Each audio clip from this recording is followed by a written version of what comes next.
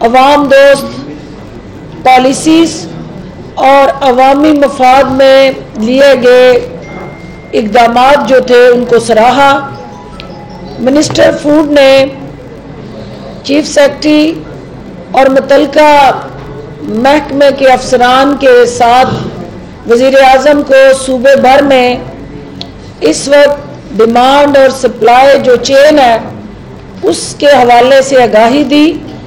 मैं सीनियर सूबाई वज़ीर अलीम खान साहब जिनके पास फूड का महकमा और वजारत भी है, मैं उनसे गुजारिश करूंगी कि पाकिस्तान तहरीक इंसाफ का जो वज़ीर आज़म की क़यादत में आवाम को बुनियादी ज़रूरियात अशिया सस्ते दामों उनकी दहलीज पर पहुँचाने का जो अज़्म और प्रोग्राम है वो मीडिया के सामने रखें। और वज़ीर आज़म की क़यादत में आज कुछ अहम मीटिंग साउथ पंजाब के हवाले से भी हुई हैं, तो उसके हवाले से मिनिस्टर फाइनेंस जो है हाशिम जवान बख्त आपको डिटेल से अपराइज करेंगे और कुछ और इनिशिएटिव्स जो हम चाहेंगे कि आपके सामने लाए जाएं वो भी इंशाल्लाह मीडिया की स्क्रीन की जीनत बनते रहेंगे।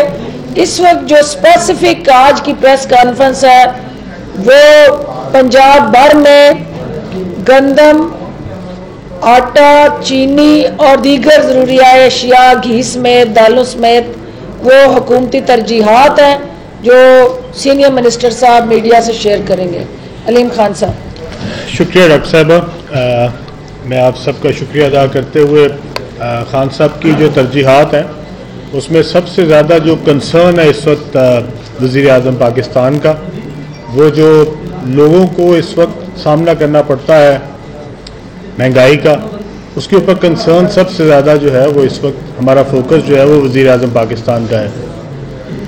मैं आपसे दो तीन चीज़ें शेयर करूँगा। सबसे पहले तो ये कि हमने पिछले साल जब गंदम ख़रीदी थी तो उस वक्त हमने ये आवाम से वादा किया था कि हम आटे की कीमत जो है उसको कंट्रोल में रखेंगे और पूरा साल जो है इसके ऊपर हम पहरा देंगे। अल्हम्दुलिल्लाह आज साल वो ख़त्म हो गया और हमारी नई प्रोक्योरमेंट जो है गंदम की शुरू हो गई है। हमने 860 रुपये से अपनी कीमत को नहीं बढ़ने दिया और अल्हम्दुलिल्लाह हमने ख़ास तौर पे ऐसे महीनों में जब ज़्यादा प्रेशर होता है, ख़ास तौर पे सर्दियों में, उसमें भी हमने कंट्रोल किया और अल्हम्दुलिल्लाह ये पूरा साल जो है वो वज़ीर आज़म की हदायत पे ना सिर्फ हमने अमल किया बल्कि अल्लाह का शुक्र है कि हम उसमें कामयाब भी हुए। इस वक्त गंदम की प्राइस जो है वो हमने रिकॉर्ड जो है वो 400 रुपये का इजाफा किया और किसान जो है अल्हम्दुलिल्लाह इस साल ना सिर्फ के जो हमारे गन्ने के काश्तकार थे उनको रिकॉर्ड मुनाफा हुआ बल्कि इंशाल्लाह गंदम के जो काश्तकार हैं उनको भी इसके अंदर रिकॉर्ड मुनाफा जो है वो इंशाल्लाह ताला होगा। और मैं बहुत मुझे खुशी है इस बात की कि ज़राअत और हमारा किसान जो कि इस मुल्क के लिए रीढ़ की हड्डी का काम करते हैं, अल्हम्दुलिल्लाह इस दफ़ा हमने अपने किसान की खुशहाली के लिए वज़ीर आज़म ने ख़ास तौर पे जो है वो ये प्राइस जो है वो अनाउंस की है और मुझे उम्मीद है कि इंशाल्लाह हमारा जो टारगेट था वो 4 मिलियन था और हमने पहले 3.5 मिलियन रखा था, फिर 4 किया और मुझे उम्मीद है कि इंशाल्लाह हम 4 मिलियन से लेके 5 मिलियन तक इसको बढ़ाएंगे और इंशाल्लाह ताला एक रिकॉर्ड जो प्रोक्योरमेंट है गंदम की वो इंशाल्लाह करेंगे। अल्हम्दुलिल्लाह साउथ पंजाब से उसका आगाज़ हो चुका है और कल से हमारे ख़रीदारी मरकज़ जो है वो तमाम पंजाब में जो है वो फाल हो जाएंगे इंशाल्लाह। इसके साथ साथ हमने जो कीमत है उसका फ़ैसला किया है कि हमने वो 860 रुपये पे हम देते थे रमज़ान बाज़ारों के दौरान, हमने उसके अंदर भी एक खसूसी पैकेज का अनाउंस किया है और वज़ीर आज़म की ख्वाहिश थी कि हम अपने अवाम के लिए रमज़ान के दौरान में खासतौर पर जबकि कीमतें बढ़ जाती हैं हम एक खसूसी पैकेज का ऐलान करें। तो वज़ीर आला की हदायत पे हमने उसके पैकेज का ऐलान कर दिया है और 375 रुपये के ऊपर हमारा जो 10 kg का है वो मार्केट में इंशाल्लाह ताला जो हमारे खसूसी रमज़ान बाज़ार लग रहे हैं उनके अवेलेबल होगा। और इसके साथ साथ हमारी जो वो की फल हो, खा वो सब्जियां हो, खा वो चिकन हो, खा वो अंडे हो, ये सारी चीज़ों में हम कोशिश करेंगे कि मिनिमम 25% है उनमें कमी की जाए। और ये तमाम जितने भी पैकेज हैं ये तमाम बाज़ारों में जो पूरे पंजाब में लग रहे हैं उनके अंदर जो है इसको हम इंशाल्लाह ताला इम्प्लीमेंट कराएंगे। इसके साथ साथ हमारा जो शुगर का है, शुगर के लिए भी हमने उसकी प्राइस जो है वो 80 रुपये से, जो कि इस वक्त मार्केट में 85 रुपये का है, 80 रुपये एक्स मिल है और रिटेल जो है वो 85 रुपये है। और इसके ऊपर अल्हम्दुलिल्लाह एक हमें बड़ी कामयाबी हुई है कि हमें जो हाई कोर्ट है उसने भी इस फैसले की तौसीक करते हुए हमारी जो हमें इजाज़त दी है कि हम इस कीमत के ऊपर जो मिले हैं उनसे चीनी उठा सकें। और रिटेल में हम तकरीबन 20 से 25 रुपये जो है, जो कि 125 तक जिसका अंदेशा था कि पहुंच जाएगी, हमने उसको कम करके तो 100 रुपये से आज हम इंशाल्लाह उसको 85 रुपये पे ले आए हैं। ज़्यादातर जगहों पे 85 रुपये हो गई है। अगर किसी जगह पे शिकायत आई तो हम उसके ऊपर फौरी कार्रवाई करेंगे। इस पे मैं पूरे पंजाब के अवाम को यकीन दिलाता हूँ कि इंशाल्लाह इस पे हम किसी किस्म की भी कोई रियायत नहीं देंगे। और जहाँ भी हमें सख्ती करनी पड़ी, जिस लेवल की भी सख्ती करनी पड़ी, वज़ीर आज़म साहब का हुक्म है कि हम सख्ती करेंगे। ना आटे पे कोई रियायत होगी, ना ही चीनी पे कोई रियायत होगी। और इंशाल्लाह हम जो फैसले हमने किए हैं, जिन कीमतों के हमने किए हैं, उसके ऊपर हम अमल दरामद करवाएंगे। इसी तरह रमज़ान में जो चीनी का हमारा 1 किलो का थैला होगा वो 65 रुपये का होगा और इंशाल्लाह उसके अंदर भी 20 रुपये की कमी आ रही है। इसी तरह हमारी जो बाकी चीज़ें होंगी, दालें होंगी, सब्जियां होंगी, फ्रूट होंगे, ये सारी चीज़ों में हम जो है वो 25% मिनिमम जो है वो मार्केट से इसको सस्ता लेके जाएंगे।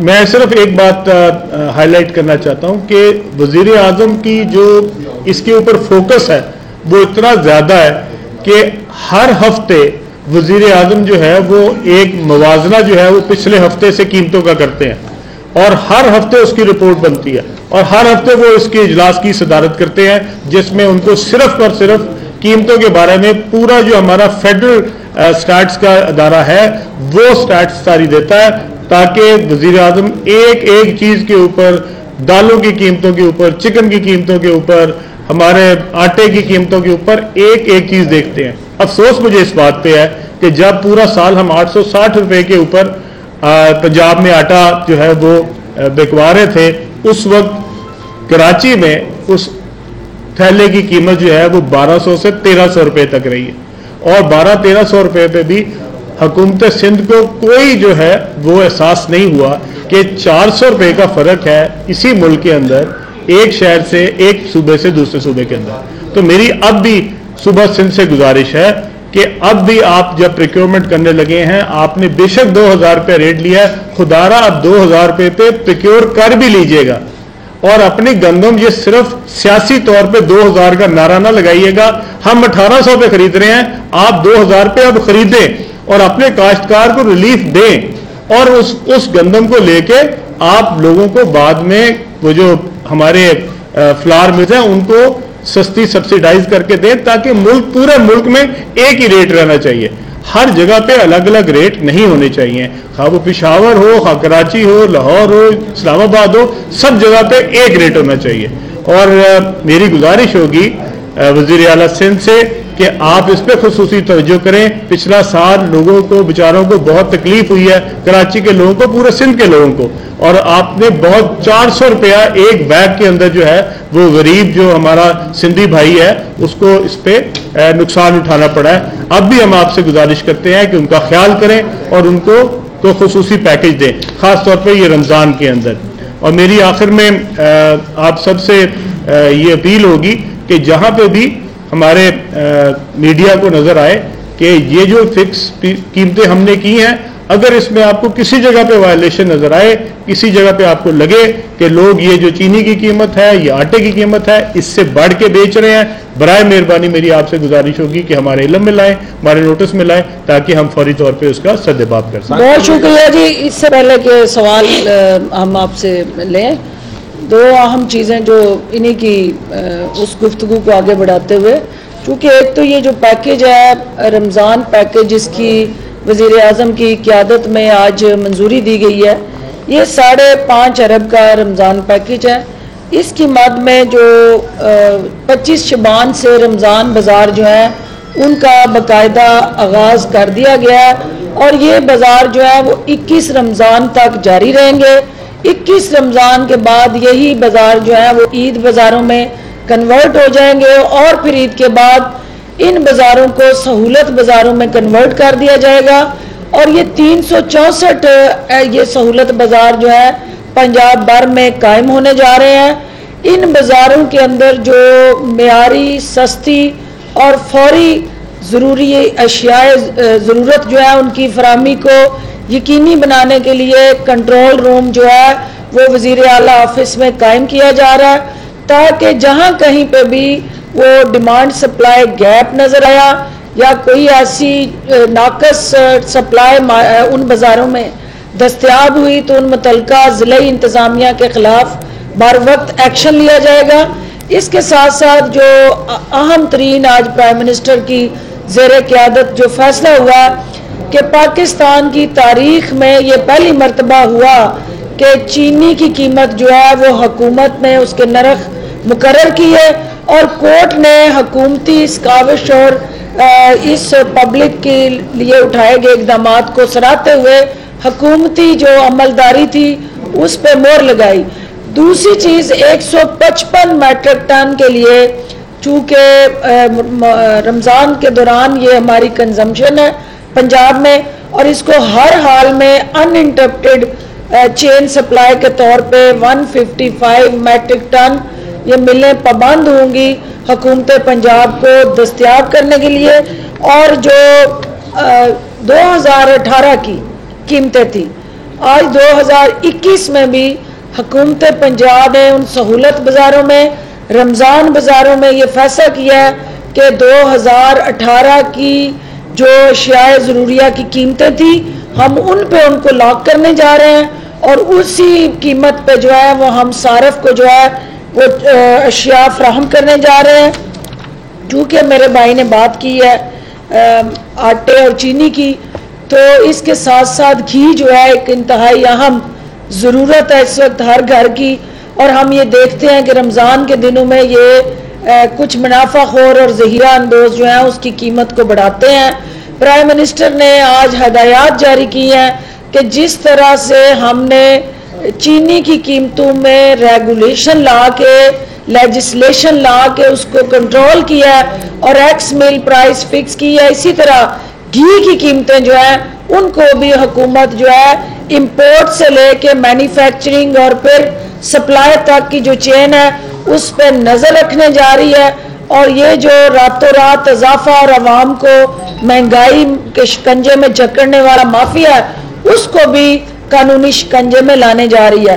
आप सबका बहुत शुक्रिया। कोई सवाल है तो आप डॉक्टर साहब जी शाहिद साहब जी खान साहब ये फरमाइएगा कि रमज़ान बाज़ारों के हवाले से आपने एक अच्छा पैकेज जो है वो पंजाब हुकूमत और वज़ीर आज़म जो हैं वो देने जा रहे हैं। ये फरमाइएगा कि कितने फ़ीसद लोग हैं जो कि रमज़ान बाज़ारों से मुस्तफ़ीद हो सकेंगे पंजाब में, और इसके साथ जो आम बाज़ार मार्केटें हैं उसमें कीमतों को सरकारी नरखनामों पर कंट्रोल करने के हवाले से हुकूमत क्या इक़दाम कर रही है और उनको यकीनी बनाया जाएगा, इस हवाले से क्या हुकूमत की प्लान? जी, आपका सवाल बड़ा इम्पोर्टेंट है।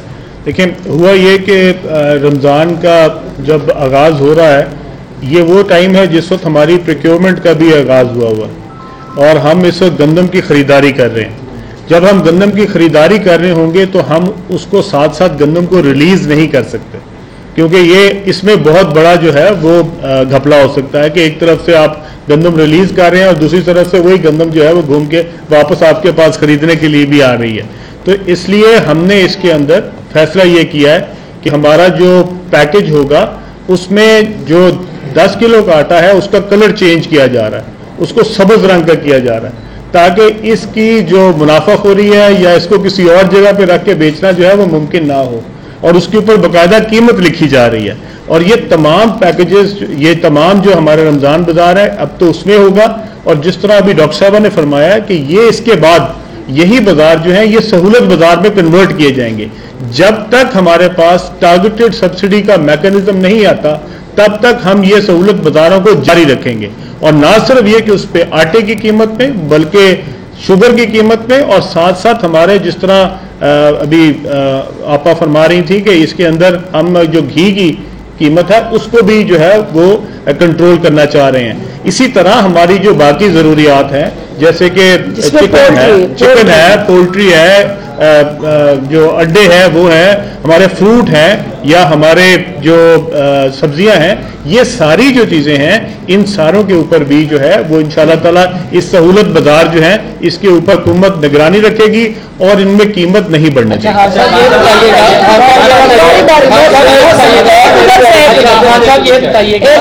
ये बताइएगा, कुछ सियासत पे बात करते हैं, जहांगीर तरीन साहब के साथ जो आजकल हो रहा है, आपकी नज़र में वो दुरुस्त है या गलत हो रहा है, और आज उनके शाये में आप ही जाएंगे या नहीं? पहले तो मुझे किसी शाये पे नहीं बुलाया गया, तो मेरे ख्याल में बिन बुलाए तो नहीं जाना चाहिए। दूसरी बात ये है कि जो हमारा मोटो था हमारे वज़ीर आज़म साहब का, वो बड़ा सिंपल था और बड़ा क्लियर था। हमने जो 10 साल की जदोजहद की है, और जहांगीर साहब उसके अंदर हिस्सेदार रहे हैं हमारे, और उन्होंने जदोजहद में, हमारी जदोजहद में PTI का बहुत साथ दिया, इस पर कोई दूसरी राय नहीं है। वो मोटो क्या था? वो मोटो ये था कि दो नहीं एक पाकिस्तान, इंसाफ सबके लिए बराबर। सो मैं मेरे ख्याल में इस प्रोसेस में से खुद भी गुजरा हूँ, और मैंने किसी दिन भी बैठ के कोई गिला, कोई शिकवा, कोई और ऐसी बात नहीं की। और मैंने, अगर मुझे लगा कि किसी जगह पे मुझे कोर्ट पे जाना पड़ा, इंसाफ के लिए जाना पड़ा, तो मैं गया। और मैं समझता हूँ कि अगर जहांगीर साहब के पास कोई भी ऐसी बात है जहाँ पे उनको इस बात का एहसास हो कि उनके साथ कोई ज्यादती हो रही है, तो उनका बिल्कुल ये राइट है कि उनको कोर्ट पे जाना चाहिए और अपने रिलीफ लेना चाहिए। 21 शुगर मिले हैं, और 21 शुगर मिल के साथ बिल्कुल सेम जो है वो इंसाफ होगा। उसमें हमारे किसी दोस्तों की हो जो कि PTI से जिनका ताल्लुक है, वो नून लीग वालों की हो, या पीपल्स पार्टी वालों की हो, या किसी और जमात की हो, या गैर सियासी लोगों की हो, उन 21 की 21 मिल के ऊपर अगर कोई जानबदारी नजर आए तो बिल्कुल मैं चाहता हूं कि मीडिया भी उसकी निशानदेही करे। लेकिन अगर वो पैमाना जो है वो एक हुआ और तराजू सबके लिए बराबर पकड़ा गया, फिर मेरे ख्याल में किसी को भी एतराज नहीं होने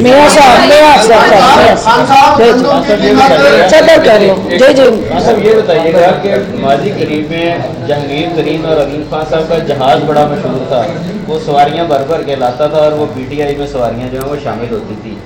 एक तो बताइएगा कि वो जहाज इस वक्त कहाँ पे है, और दूसरा बताइएगा कि कहते हैं दोस्तों पे मुश्किल वक्त आए तो साथ खड़े होते हैं। जहांगीर तरीन आपके दोस्त हैं, और अगर उन पर मुश्किल वक्त है तो आप साथ खड़े हैं उनके? जी, पहली बात तो ये कि जहांगीर साहब का जहाज जहांगीर साहब के पास है, मेरा जहाज मेरे पास है।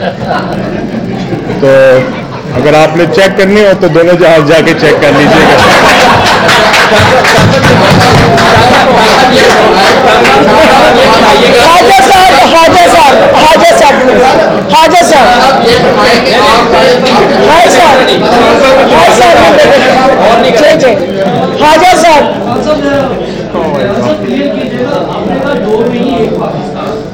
जहांगीर तरीन जिस मामले में इस वक्त बैठे हुए हैं, शुगर सब्सिडीज ये, इसके अंदर आप ही की कैबिनेट में बैठे हुए एक और मिनिस्टर भी शामिल है जिन्होंने अपने ही भाई को सब्सिडी दी। क्या आप नहीं समझते?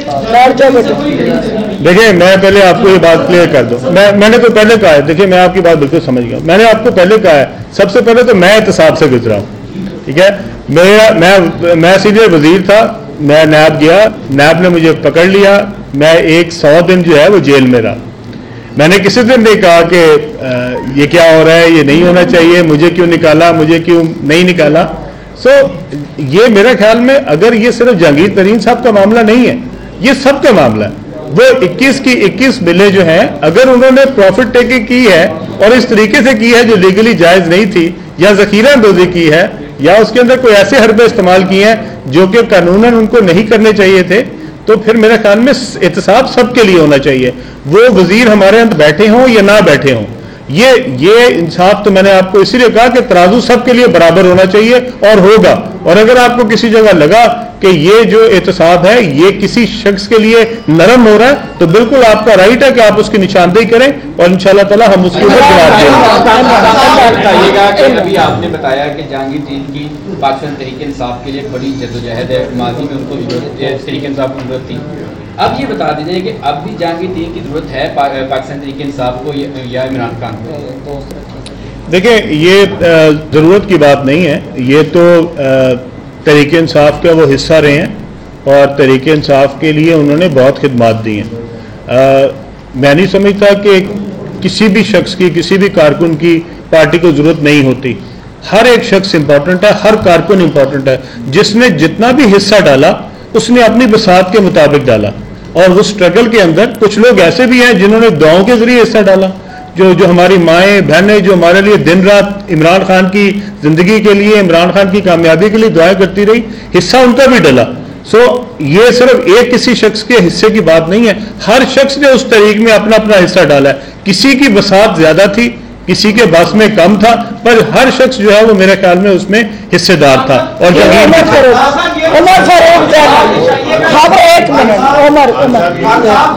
एक मिनट ना, इधर आ जाओ, इधर पास जी उमर। पंजाब में सिंध में 2000 है, दूसरे सूबों में गंदम का रेट ज्यादा है, क्या पंजाब से गंदम समगल नहीं हो गई थी? अगर समगल होने लगेगी तो आपने क्या रोकथाम किया है? दूसरा सवाल भी ले लें ताकि जवाब दें। बताइएगा, आज भी किसी बड़े डिपार्टमेंटल स्टोर पर चले जाए, वहाँ पर जो डीसी काउंटर है वहाँ पर आपको चीनी 85 रुपए किलो मिलेगी, और जो डिपार्टमेंटल स्टोर का दूसरे काउंटर्स है वहाँ पर दस्तयाब नहीं होगी। जो चीनी आपको 85 रुपए किलो मिल रही होगी वो उसका जो दाना होगा वो नमक से भी छोटा होगा, और डीसी काउंटर्स बाकी जहाँ पर चिकन है, गोश्त है, वहाँ पर हड्डी के साथ कहीं कहीं आपको गोश्त भी नजर आ जाएगा। तो ज़िले इंतज़ामिया जिसने इन्फोर्समेंट करानी है तमाम अशिया फरोश की, वहाँ पर उन काउंटर्स पर उन डिपार्टमेंटल स्टोर्स के मजाक उड़ा होता है रिट ऑफ द गवर्नमेंट का। जी, आपने बहुत अच्छी बात की है और मेरे ख्याल में बड़ी अच्छी निशानदेही है।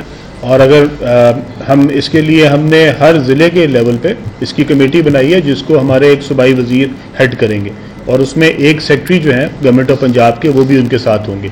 और ये पूरे रमज़ान के दौरान हम इस बात की ना सिर्फ कोशिश करेंगे बल्कि इसको यकीनी बनाएंगे कि जो मेयार है उसके ऊपर भी कोई कॉम्प्रोमाइज़ ना हो। सिर्फ कीमत नहीं होगी बल्कि मेयार भी होगा, और दोनों चीज़ों का ख्याल रखा जाएगा। और आपने जिस बात की निशानदेही की ये बड़ी इंपॉर्टेंट बात है और इंशाल्लाह ताला हम इसके ऊपर पहरा देंगे। जहाँ तक आपने गंदम की बात की, तो भाई हमने 1800 रुपये रखी है, लेकिन हम 1800 रुपये खरीद रहे हैं।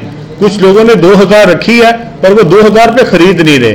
तो मेरी उनसे गुजारिश है कि खुदारा उसको 2000 रुपये खरीदें ताकि अवाम को तो कम अज कम उसका कोई फायदा हो। और अगर उन्होंने कोई मखसूस तबके के लिए रखा है 2000 और मखसूस लोगों से खरीदनी है, तो मेरे ख्याल में ये कोई अच्छी बात नहीं है। इसके ऊपर अवाम को भी थोड़ा सा ख्याल करना चाहिए। कराची के अवाम को, सिंध के अवाम को भी अपनी हुकूमत से पूछना चाहिए कि अगर पंजाब में 860 रुपए का आटा मिल सकता है तो कराची में क्यों नहीं मिल सकता। और ये अब मेरे ख्याल में अवाम उनसे पूछेंगे। राना वाहिद साहब, राना वाहिद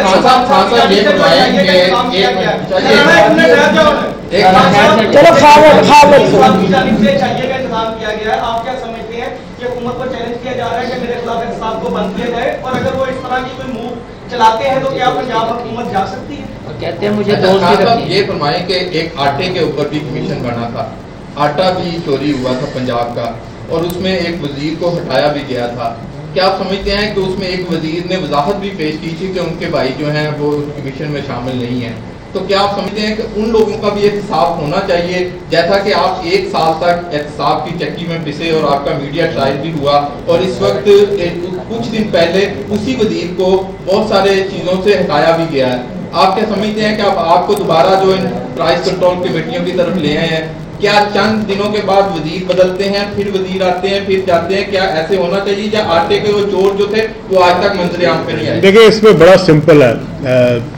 वजीर कोई भी हो, सब जवाब दें और सब अपने अपने अमाल के लिए अपनी कौम के सामने भी जवाब दें। अल्लाह को तो जवाब दें, हम सब हैं ही।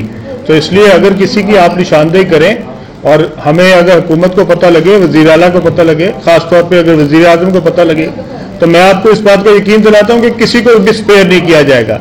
हमारा वज़ीर आज़म जो है वो इस तरह का नहीं है कि वो सियासी मफाद के लिए किसी को स्पेयर करेंगे। और अगर किसी के ऊपर करप्शन का इल्ज़ाम आता है और उसके लिए आप कोई सबूत बताते हैं कि जी उसने कोई करप्शन किया, वो कोई भी वज़ीर हो, तो इंशाल्लाह ताला उसके ऊपर सख्ती से जो है वो इंशाल्लाह लियाकत अंसारी इत्तेफाक होता है कि जब जहांगीर टीम जो है वो एक्टिव होते हैं तो आप डाउन हो जाते हैं, जब वो एक्टिव होते हैं या मुश्किल होते हैं तो आपको ऊपर लाया जाता है। शरारत है इस सवाल में सवाई शरारत की और कुछ भी नहीं है। जहांगीर तरीन के साथ जो गुजरा है वो ये कह रहे हैं कि काबीना जो है पंजाब की पूरी तरह मायूस हो चुकी है, तो आप सीनियर वजीर है, क्या वाकई ऐसा है या वो फिर उनके साथ उनकी हामी है तो इसलिए बयान दे रहे हैं? देखिए, मेरा तो बड़ा असूल बिल्कुल सीधा है। अगर मैं मायूस हुआ किसी दिन तो मैं अपने घर जाके बैठूंगा। वजीर बन के भी बैठना और मायूस भी बैठने की जरूरत क्या है? ठीक है, इतनी कौन सी तकलीफ है कि मेरे बगैर मुल्क नहीं चल सकता। तो अगर कोई साहब बहुत मायूस हो गए हैं तो उनको वैसे काम छोड़ के तो अपने घर जाके रेस्ट करना चाहिए। मुझे तो कोई मायूसी नहीं है, ना इस मुल्क से मायूसी है और ना अपने लीडर से मायूसी है। आपसे क्वेश्चन है कि जो डस्के की जो खातून उम्मीदवार है उन्होंने इलेक्शन कमीशन को एक लेटर लिखा कि जिस तरह वादा किया गया था उस तरह जो है वो शहर के अंदर जो है कैमरे लगाए जा रहे हो, इंतजाम भी किया है शफाफ इलेक्शन के लिए। देखिए, ये कल जो है एक ऐसे हल्के के अंदर जहां कोरोना के स्प्रेड की रेशो जो है वो 21% है और एक इंक पैड से कई अंगूठे लग के वो बैलेट पेपर मिलने हैं, तो कल इलेक्शन कमीशन के लिए भी एक इम्तिहान का दिन है कि वो किस तरह कोविड पे SOPs पे अमल करते हुए उस हल्के में इलेक्शन को यकीनी बनाएंगे। जहाँ तक हुकूमत की जिम्मेदारियों का ताल्लुक है तो हुकूमत ने इलेक्शन कमीशन के तय करदा जो ज़ाब्ते थे, हदायत थी, प्रिंसिपल थे, गाइडलाइंस थी, उन पे ना सिर्फ 100% अमल दरामद किया है बल्कि रेंजर्स और फौज को भी अमन व अमान की सूरत हाल को बेहतर बनाने के लिए इलेक्शन कमीशन ने तलब कर रखा है। एक तरफ जो है वो हुकूमती इक़दामात और हल्के के अवाम की ख्वाहिशात हैं, दूसरी तरफ जो है वो इलेक्शन कमीशन और हमारी अपोनेंट बहन जो है, उम्मीदवार जो है, उनका रोना और पीटना है। तो इन सारी चीज़ों के दरमियान हम तो हैं वन ऑफ दी सबॉर्डिनेट, एक हुकूमत का जो फ़र्ज़ होता है सहूलतकारी करना। हुकूमत पंजाब हर तरह की सहूलतकारी करने जा रही है, लेकिन अब लोगों को पकड़ पकड़ के नून लीग के लिए मोहरे लगवा के उस बैलेट बॉक्स में वोट डलवाना ये हमारी जिम्मेदारी नहीं है। अगर वो ये चाहती है कि ये काम भी हुकूमत करे और नून लीग को जिता के उनकी फतह का ऐलान करे तो वो हसन अंदाज से कोई और कर रहा है उनके लिए, तो हुकूमत को ये करने की ज़रूरत नहीं है। हुकूमत का काम है वहाँ रूल ऑफ लॉ को इंश्योर करना, एक आइडियल कंड्यूसिव एनवायरनमेंट क्रिएट करना इलेक्शन के लिए और लेवल प्लेइंग ग्राउंड देना, जिसके लिए हम तमाम तर इकदाम उठा रहे हैं। आप देख रहे हैं कि कोई हवाई फायरिंग करके, कोई किसी जगह प्रेस कॉन्फ्रेंस करके, कोई मुसलसल वावेला और बैन और नोहे पढ़ के उस इलेक्शन में जिंदा रहने की कोशिशों में मसरूफ़ है।